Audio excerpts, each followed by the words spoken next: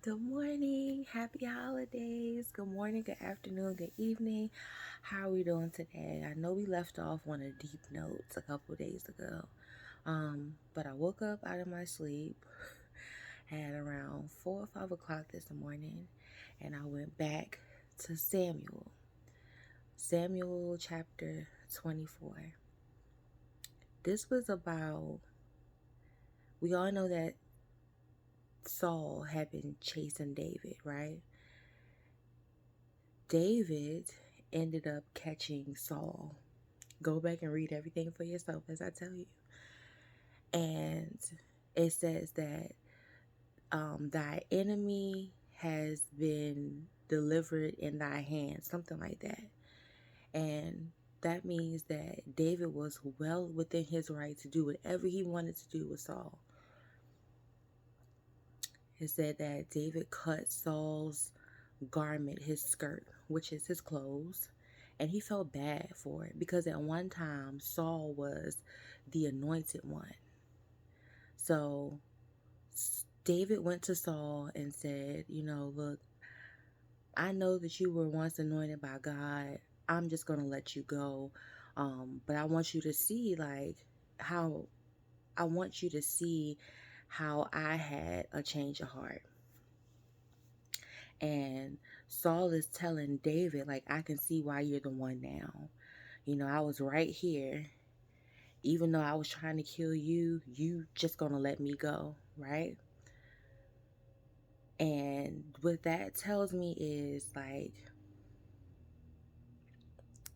everything you can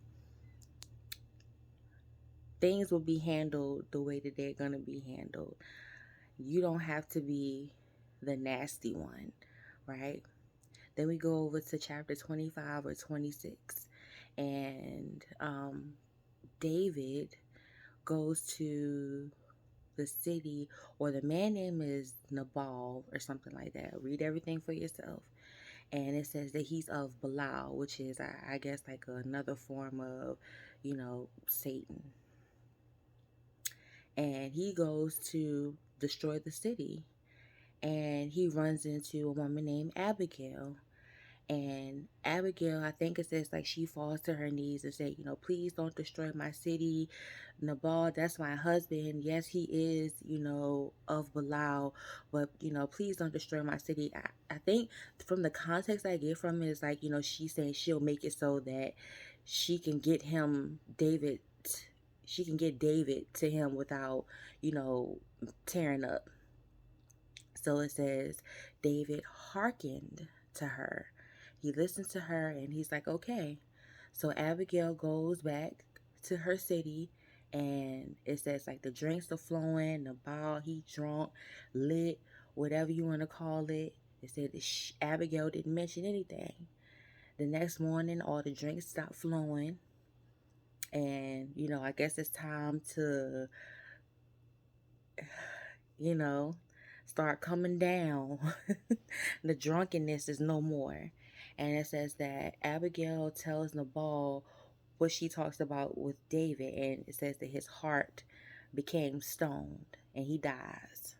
So Abigail goes back to David and says, look, I told him everything, and then he died. So David tells the people around him, like, I listened to her. And, because I listened to her, I didn't have to kill a bunch of people. Like, everything just worked itself out. And I want her as my wife. Now, we know that David was married to one of Saul's daughters, Michal or Micah, or Michael, whatever. But Samuel gave Michael to somebody else. So David marries Abigail. And then it says he also took two other wives. Whatever. But I say all that to say, everything, you don't have to perform out of character. Everything will work itself out in due time. Merry Christmas. Happy holidays. If I don't talk to you next week, Happy New Year. I'll talk to you later. Bye bye.